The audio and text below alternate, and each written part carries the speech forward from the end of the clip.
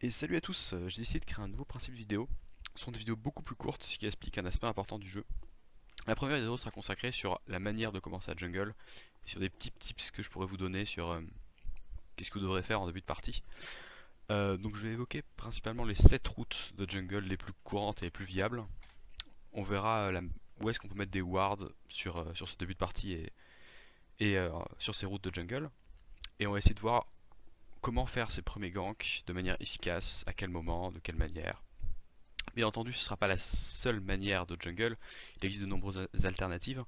Ce sera à vous de les adapter au fur et à mesure de vos parties, ou en fonction de vos champions, parce que tous les champions n'ont pas forcément les mêmes routes de jungle. Donc voilà, j'espère que ça vous plaira. N'hésitez pas à me donner vos retours. Ok, donc on va commencer par une des routes des jungles les plus classiques. Donc elle est destinée à des jungles agressifs, un peu comme Rek'Sai, Gragas, Jarvan V, qui peuvent gank après avoir fait 3 camps. Donc il y a encore suffisamment de vie. Donc suffisamment de vie, c'est plus de la moitié de leur vie, on va dire, pour gank après avoir fait ces camps là. Donc il faut bien que vous réfléchissiez au début de chaque partie pour vous demander quelle ligne vous pouvez gank. Donc là, la première route que je vais vous montrer, c'est une route qui va se destiner à vouloir gank le mid et le bot. Ça veut dire que vous pensez que vous avez plus d'opportunités de réussir quelque chose en mid lane ou en bot lane plutôt que quelque chose en top lane. Donc vous allez préférer sur ces premières minutes essayer d'avantager ces deux lanes là. Donc le départ est très très simple, vous commencez au golem avec votre bot lane qui vous aide. Ensuite vous êtes le red buff et l'Everest. Donc on peut noter que cette route de jungle n'est faisable que si votre bot lane n'a pas besoin des golems et vous les laisse. Vous aurez peut-être des problèmes à obtenir vos golems quand vous montrez de hello, donc d'autres routes sont disponibles pour ça. Donc ensuite quand vous avez fini votre Everest, vous le smitez, enfin pour le finir vous le smitez, ça va donc vous donner un oracle pour vos wards, et vous pourrez donc gank en sachant que vous n'êtes pas vu. Donc les deux possibilités sont soit le mid, soit la bot lane. Vous pouvez en passant faire le gromp, faire le crabe pour regagner un petit peu de vie. Ça pourra vous faire gagner entre 50 et 100 HP en fonction de votre jungle, ce qui pourra vous mettre un peu mieux pour ganker et en plus donner de la sécurité dans la rivière pour être sûr que vous ne fassiez pas counter gank. Donc comme vous voyez, il y a 4 étoiles. Ces 4 étoiles, c'est les 4 endroits où je pense qu'on peut mettre qui sont les plus efficaces à ward en début de partie sur cette route. Donc les deux plus agressifs sont celles dans le buisson derrière l'Everest et celle au bleu, que vous mettez tous les deux en allant vers la mid lane, qui permettent de savoir à peu près où est le jungle adverse et de pas se faire counter gank en fait. Donc c'est ward plutôt agressif. Les deux dans la rivière permettent plutôt de cover et sont relativement utiles si vous allez en bot lane. Ça permet de voir si le jungle vous arrive dans votre dos pour pas se faire counter gank encore. Donc voilà, c'est les 4 wards, je pense, principales que vous devez mettre sur cette route de jungle. La deuxième route de jungle est une route destinée au même type de jungle. Cependant, votre focus sera plus sur la top lane et la mid lane. Donc, vous considérez que la top lane est plus importante que la bot lane en fonction des champions, voilà, des deux équipes. Donc, encore une fois, vous commencez au golem, puis vous allez au rouge, puis vous allez au bleu. On peut noter qu'il est éventuellement possible de faire les loups plutôt que le bleu. Si vous pensez que vous allez prendre un peu trop cher et que vous préférez avoir un peu plus de vie pour gank, c'est une possibilité. Mais en général, c'est mieux de faire le bleu directement. Donc voilà, donc là vous avez fait vos 3 camps, vous êtes niveau 3. Vous arrivez dans la rivière, donc vous pouvez commencer par faire le carapateur si vous considérez que rien ne presse ni sur la top lane ni sur la mid lane, ou alors vous pouvez le laisser et décider d'aller au plus vite possible en top lane et en mid lane. Donc comme vous pouvez le voir, j'ai fait un chemin qui va en top lane mais en faisant tout le tour, en passant à côté des Wraiths de l'ennemi, donc en commençant à se diriger par la mid lane et en passant par tout derrière. Cette route, il faut seulement la faire si votre jungle ou si vous prévient que la top lane s'est fait ward. Vous pouvez essayer justement de passer dans le dos du top laner, et c'est un gank qui marche très très très souvent. Donc pensez à le faire, mais faites quand même relativement attention, il peut être très dangereux si le jungle adverse passe à côté, le mid laner adverse peut décaler. C'est un passage qui reste dangereux, mais qui peut vraiment porter ses fruits. Donc en mid lane, c'est très similaire à l'ancien schéma. S'il y a une opportunité, si le mid laner push, vous pouvez tenter un gank. Donc les positions encore des étoiles montrent un peu les wards possibles à mettre. Donc 3 wards agressifs, donc à chacun euh, des trois camps adverses. Donc au Wraith ou au rouge si vous allez gank mid, ou éventuellement au golem si vous faites tout le tour. Moi je trouve qu'au Wraith de rouge c'est mieux. Vous pouvez voir, c'est le golem, elle est un peu plus petite comme étoile. C'est Si vraiment vous voulez, c'est possible aussi, mais voilà, en général le mieux c'est quand même au Wraith, mais vous pouvez mettre au rouge aussi pour voir l'info s'il a fait son red buff ou non. Ensuite il y a les deux wards les plus défensifs, donc une au milieu de la river pour un peu cover la vision, et l'autre pour cover la top lane, dans le tripush de la top lane. Donc voilà, ça c'est le chemin les plus faciles à faire quand on commence, quand on choisit cette route de jungle. Donc ensuite, après ça, s'il y a un kill, vous backez euh, et vous pouvez reprendre un cycle de jungle normal. Donc comme vous pouvez voir, ce schéma est très très similaire à celui d'avant. Donc ça, la seule différence notable, c'est que votre botlane va avoir besoin des golems. Plus vous allez monter en niveau, plus vous allez remarquer que vos botlanes vont avoir besoin des golems, c'est normal, ça fait dominer la lane, c'est vraiment très important. Voilà, si votre botlane vous dit qu'elle a besoin des golems, vous pouvez décider, si vous avez toujours un but top lane, mid lane, comme dans le cas d'avant, de commencer au rouge. Vous commencez au rouge, puis vous allez au loup, puis vous allez au vote bleu. Et là, c'est vraiment le même principe, je pense pas que je vais beaucoup revenir dessus. Donc vous avez le gank top, le gank bot, le gank top, le gank mid, excusez-moi, les wards aux mêmes positions. Donc voilà, c'est juste si votre botlane fait les golems. Euh, Notez juste que cette route là fait perdre plus de vie, donc sur certains jungles un peu moins puissants, je pense à Javan par exemple, elle sera pas forcément viable comme route, mais sur d'autres comme Rek'Sai, elle passera sans aucun souci. Donc à vous par exemple de tester en normal. Sur cette route vous n'avez aucun pull, donc vous testez en personnalisé je veux dire, et vous regardez si vous arrivez bien, si vous avez du mal, mais c'est une route relativement connue et relativement bonne à faire. La quatrième route, légèrement similaire à la première, part aussi du principe que votre botlane va faire les golems.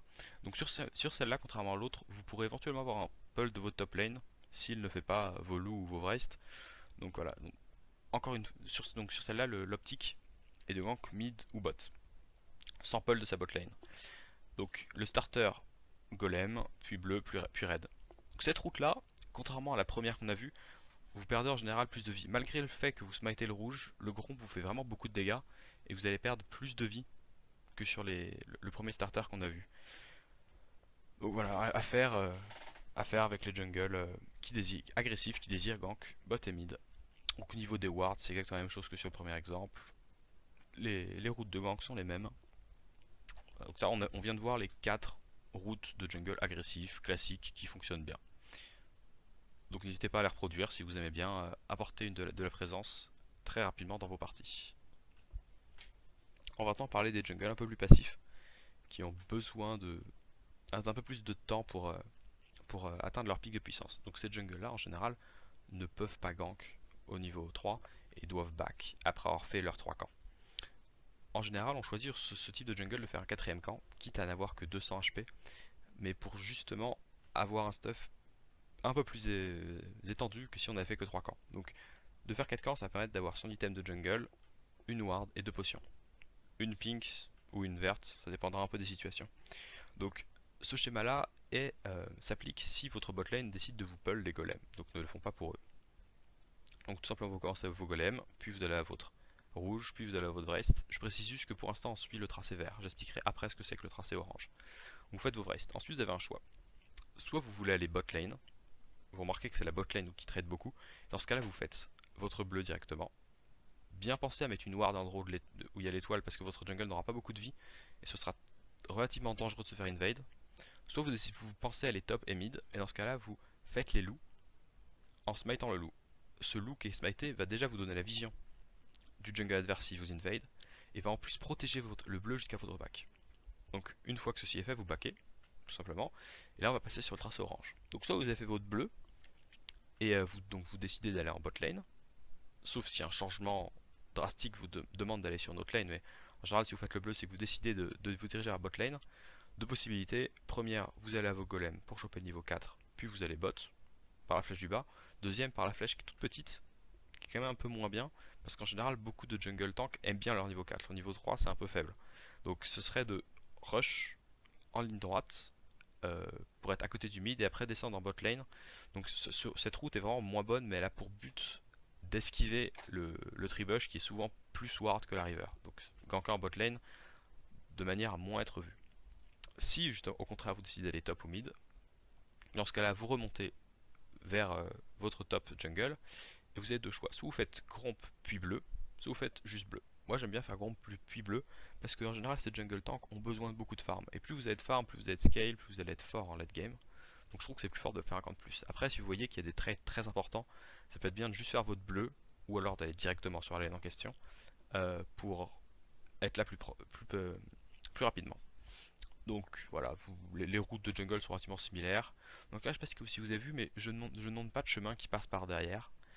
C'est faisable, mais avec un jungle passif comme ça, c'est relativement dangereux parce que vous êtes vraiment faible. Si le mid de jungle décale, vous pouvez mourir très facilement.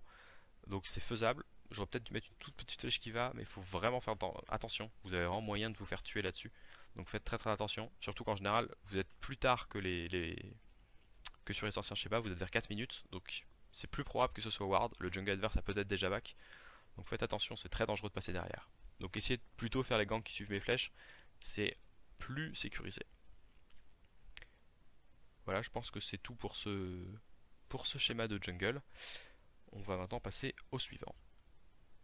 Donc nous voilà sur un des schémas de jungle qui pose le plus souvent des soucis aux gens. C'est-à-dire beaucoup de gens se font invade et meurent à cet endroit-là parce que c'est un des plus dangereux, mais malheureusement souvent obligatoire. Donc il est à nouveau pour les tanks jungle.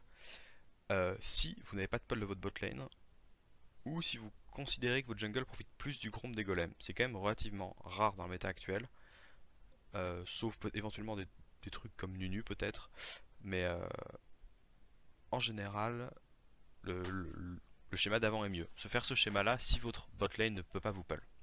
Donc le départ au gromp, le bleu, les loups, puis le raid. Le gros souci ça va être à votre raid. Vous allez à votre raid descendre souvent à 50 HP puis smite votre raid pour remonter. Donc vous pouvez très facilement vous faire tuer par le jungle adverse. Il faut donc, c'est très important de mettre une ward sur un des trois endroits où j'ai mis une étoile verte.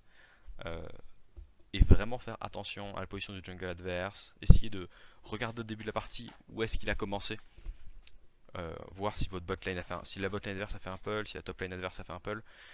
C'est un schéma relativement dangereux, mais relativement passe-partout.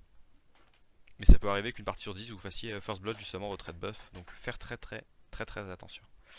Être prêt, réactif sur son flash, sur son smite pour gagner la vie. Bien penser que si vous faites invade, smite votre raid, même si elle finit pas, vous rendra de la vie pour pas mourir. Ça peut vraiment vous sauver la vie également. Donc voilà. Donc une fois que vous avez back, que faire? Là vous avez vraiment plusieurs choix. Soit vous voulez aller bot et mid, ou bot ou mid. Dans ce cas là, moi ce que je conseillerais quasiment tout le temps, c'est d'aller à ces vrais, ce que vous n'avez pas encore fait, les smites, et là vous avez la vision sur la ward et vous pouvez gank mid ou bot de manière relativement aisée. Soit vous voyez que votre botlane a besoin d'aide beaucoup plus rapidement, que vous savez qu'il n'y a aucune ward, que vous dites come, it's not ward, enfin voilà. Dans ce cas là, vous pouvez décider de aller à vos golems ou même ignorer vos golems, rush en ligne droite en botlane et essayer de venir le plus vite possible. C'est une autre possibilité. Vous pouvez aussi remarquer que la top lane est facile à gank. Dans ce cas là, vous pouvez décider d'aller à votre gromp, avoir votre niveau de 4 sur le gromp et gank top lane. Un peu similaire à l'image d'avant. La petite flèche qui gank mid, c'est pour dire que c'est pas une bonne idée. En général, si vous voulez gank mid, c'est mieux de passer par les loups, par les fantômes, je veux dire, excusez-moi, comme on a vu juste avant. La seule raison de suivre cette flèche beaucoup plus fine, c'est si votre mid laner vous prévient que c'est ward du côté bot, donc vous êtes donc obligé de passer du côté top. Ça peut être intéressant de faire ça. Mais en général, je conseillerais plutôt pour gank mid d'aller smite les Wraiths pour avoir le buff de la ward. Donc en passant par les verts, vous pouvez évidemment clean le carapateur. Ça vous donnera de la vision à votre map, mais le problème c'est que ce type de jungle, les jungle tank, ont en général beaucoup de mal à clean le carapateur. Si par exemple vous jouez Amumu, vous aurez beaucoup de mal à le tuer, vous allez perdre beaucoup de temps, beaucoup de mana. Ce ne sera donc pas forcément possible à faire. Sur les deux chemins qui passent au milieu de la rivière, faire bien attention de ne pas marcher sur un carapateur déjà mort. Sinon ça va révéler votre position, vous allez donner l'information à la team adverse, vous allez vous faire counter gank ou votre gank ne va pas marcher, et vous allez donc perdre du temps de manière inutile. Nous voilà sur le dernier cas de figure, on va dire le plus rare, celui à faire vraiment pas à toutes les parties mais seulement de temps en temps. Je le trouve plus efficace en ranked team qu'en solo queue. C'est un starter vraiment all-in qui peut vous mettre très en retard comme vous donner une avance phénoménale. Donc le principe est très simple, vous commencez à votre red buff avec l'aide de la botlane ou non en fonction de si ils font les golems ou pas. et vous splittez votre red buff, et juste après, vous allez gank. Donc, en fait, vous arrivez sur la mid lane ou la bot lane euh, à un timer très tôt du style 2 minutes 10. Les lanes seront encore niveau 1, ne s'attendront absolument pas à se faire gank. L'effet de surprise peut être très important. Et assez, honnêtement, vraiment dans le pire des cas, normalement vous ferez craquer le flash. Et vraiment, c'est assez fréquent d'arriver à tuer les laners en plus de faire craquer le flash. La raison pour laquelle j'ai dit que je trouvais ça plus fort en Ranked Team qu'en solo queue, c'est qu'en solo queue, vos laners vont pas forcément jouer de manière à ce que ça fonctionne. Par exemple, même si vous prévenez, si votre mid laner push et votre bot lane push, vous allez vous retrouver juste avec un red buff, un peu perdu, en ayant perdu du temps pour rien, et ça peut vraiment vous mettre dans une situation pas très bonne. Continuons, on peut peut-être se demander avec quel jungle on peut faire ça. Moi je dirais que les trois plus puissants sont Gragas, Rek'Sai et Rengar. C'est les trois pour qui ces ganks sont très forts. Ça peut éventuellement se faire sur Vi, sur Jarvan, sur quoi d'autre? Je crois que c'est à peu près tout. Il y en a peut-être certains que j'oublie, mais c'est voilà, c'est vraiment ce qu'on appelle le cheese, c'est-à-dire faire une action qui soit vous donne un immense avantage, soit vous met très en retard. Donc, voilà, une fois que vous avez fait ce gank, s'il a réussi que vous avez le first blood ou un assist, vous aidez vos laners à push et vous backez. Et voilà. Ensuite, vous allez vous backer, vous retournez farm votre jungle, vous faites votre bleu. Toujours se diriger vers son bleu pour éviter de se le faire voler. Sauf exception du style énorme trade en bot lane, plus important que le bleu. Donc là vous faites votre bleu, vous allez ward un peu dans le jungle adverse. On retrouve sur des cas relativement similaires aux autres. Donc ce schéma est vraiment, il peut vous mettre très en retard si ça passe pas. Donc il faut pas le faire dans toutes les situations, il faut le faire si vous avez des lanes très faciles à gank. Par exemple, je l'ai fait aujourd'hui. En bot lane, ils avaient Annie et Ashe, ce sont des persos vraiment très faciles à gank. Tu arrives avec un Rek'Sai, pour peu que tu as un Nautilus comme la game que j'ai. Rek'Sai, Nautilus contre Annie Ashe. Même s'il craque le flash, en général, t'arrives, tu te mets à slow avec le red buff, il flash, tu fais un dash vers eux, Nautilus qui grappe, c'est vraiment des free kills. C'est encore plus fort si votre botlane fait les golems, parce que vous pouvez décider de donner votre niveau 2 entièrement, par exemple au support, et là ça fait niveau 2 sur support et jungle, ça peut vraiment encore plus donner le kill de manière aisée. Voilà, donc j'espère que cette vidéo vous a plu. N'hésitez pas à me dire ce que vous en pensez dans les commentaires, que ce soit positif ou négatif. Toute critique constructive est bienvenue.